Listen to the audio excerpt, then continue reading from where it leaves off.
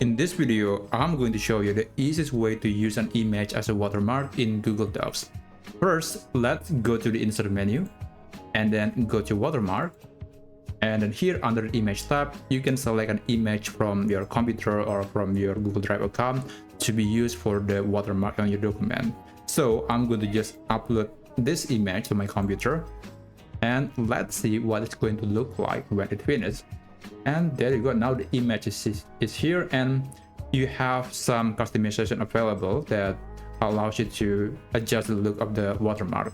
So you can make it smaller, you can also make it way bigger, and personally I think it looks so good because there's some nice picture right here.